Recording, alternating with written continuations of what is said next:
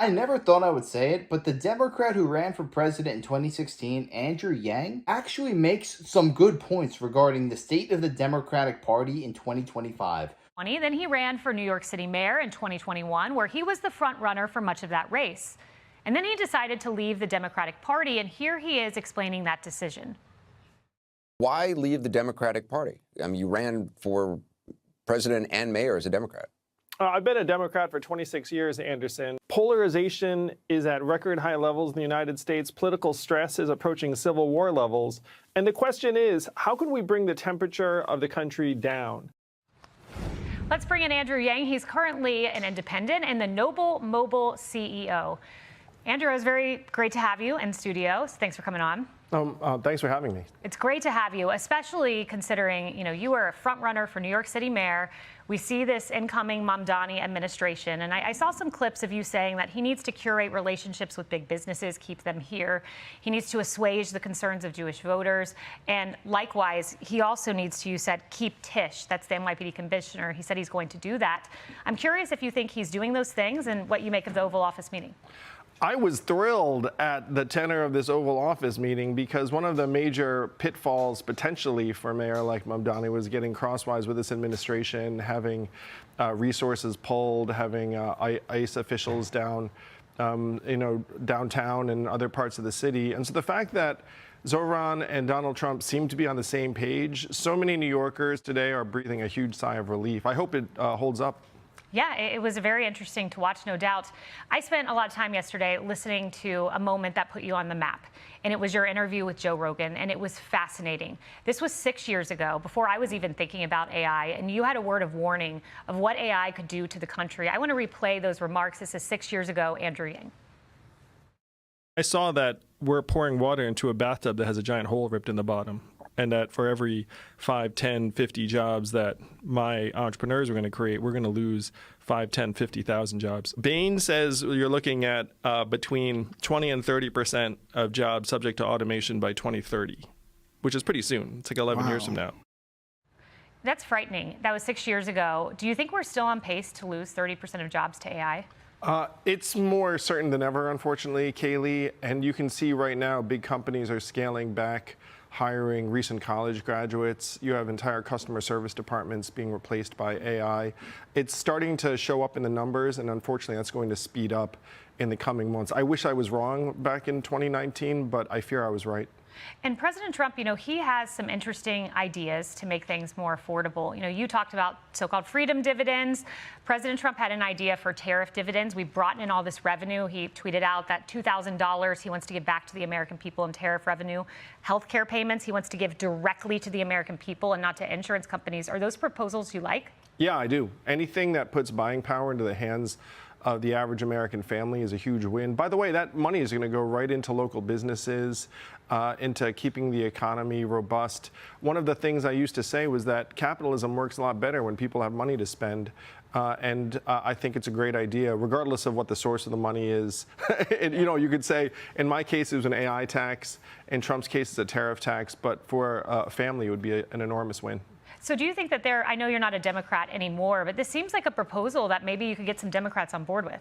Well, they should get on board with it. I mean, the fact is, if they ask the American people, hey, how would you feel about getting a little bit of stimulus-style money coming to your household, everyone would say, yes, please. And Democrats, in theory, should be all for anything that helps, the working class of this country. Yeah, there's one other topic I want to get to before we get to a really noble venture you're on as you try to get Americans phone free.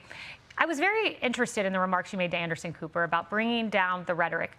And notably, you made those remarks before 2 assassination attempts of President Trump. You made those remarks long before the assassination of my friend Charlie Kirk. And I want to play a moment from the former House Speaker. She was pressed on calling President Trump the worst thing on planet Earth, and she actually doubled down on those comments. Let's listen. You said recently in an interview, you said that President Trump was a vile creature, the worst thing on the face of the earth. Do you think he's different now than he was in his first term in terms of his abilities, his leadership? By the way, I said that as a euphemism. I could have done much worse. You could have done worse. You could have said worse. Yeah. I mean, is that the way? It's not the way, Kayleigh. We saw it with the shutdown, where at this point, politics has become more about scoring points and looking like you're fighting the enemy, in this case the other party, than in getting things done and improving Americans' lives. That's why I became an independent and co-founded Forward. Yep. Well, this headline was so interesting to me. It's the New Yorker. Andrew Yang goes off the grid. Well, we found you. You're back on the grid. But the subtitle to that is the former presidential candidate, once endorsed by Elon Musk, has been hosting phone-free parties, but can his guests actually stop looking at their screens? Tell us about Noble Mobile phone-free. I need to do that. Yes, don't we all? So, Kayleigh, figured out Americans are becoming sadder for a couple of reasons. Number one, we're not saving enough money. And number two, we're staring too much at our phones. And Noble Mobile helps on both counts. We cut your wireless bills in half, and you get even more money back if you don't use as much screen time. So we're like the little angel on your shoulder saying, hey, do you really need to doom scroll that extra 20 minutes? You'll actually get more money if you put your phone down, look up, maybe even touch grass. That's fascinating. I need to do that. You know, my kids, it's always a struggle. I can't put down my phone. Does your bill go up if you use your phone too much? No, we have a maximum of $50 for unlimited, which frankly I hit a lot of the time. Yeah. But then if you use your phone less, it can be as low as 30. The average American right now is spending 83 on their wireless. Wow. And people who know me know I love just trying to get money into Americans' hands, and this is a very powerful way to do so via Noble Mobile. That's great. Well, thank goodness the bill doesn't go up, because my bill would be like through the roof. Same. You know, that we just want to like help people, not surprise them in a bad way. Well, how many famous Democrats have left the party in the past couple of years? It seems insurmountable at this point. Andrew Yang, Robert F. Kennedy Jr., Tulsi Gabbard, Joe Rogan, Elon Musk. Over and over and over again, people are flocking from this party, which is basically an anti-American radical jihadist takeover, and they're opting for some more common sense policy. How is that considered a controversial take, putting America first? Aren't you running to be a politician or somebody who represents America? Why should we have another country put before us? These people are just trying to take down this country from the inside. There's actually a famous Russian defector who said, America will never be defeated from the outside. That will never happen. The only way that America will fall is if you can infiltrate them from the inside and corrode it to a point where nobody wants to stand up for America, and America has just fallen from within. That's exactly what was happening when the Democrats were in power. Obama, sentiment in this country was never worse. And then Joe Biden, he let in tens of millions of illegal aliens, giving them thousands of dollars every single month, putting them up in five-star hotels in New York City, shuffling them all across the country in random small towns, just because they don't want all the crime to be located in one specific region and then they can pinpoint it and say, yeah, it's all the illegals who came in there. They wanted the country to basically cease to exist. So I like the fact that Yang is willing to acknowledge that Donald Trump has some good ideas.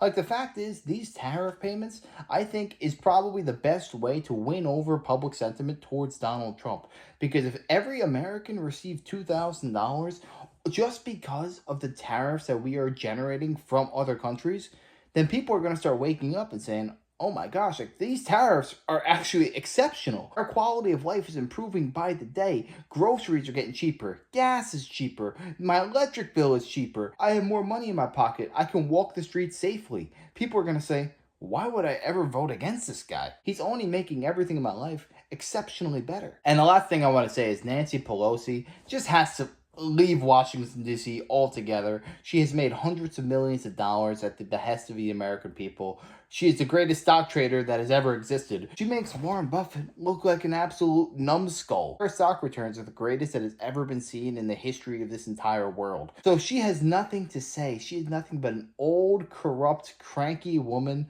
who is mad that the everyday average American's life is getting better and hers is getting worse. The parasites are mad because the medicine is finally working. But yeah, let me know your thoughts on this down below. What do you think of Andrew Yang? Do you think he has a future in politics, or do you think he's more for a media personality? Let me know. I'd love to know your thoughts. And if you enjoyed, make sure to smash that like, comment, subscribe, and wish you guys nothing but the best. Till next time.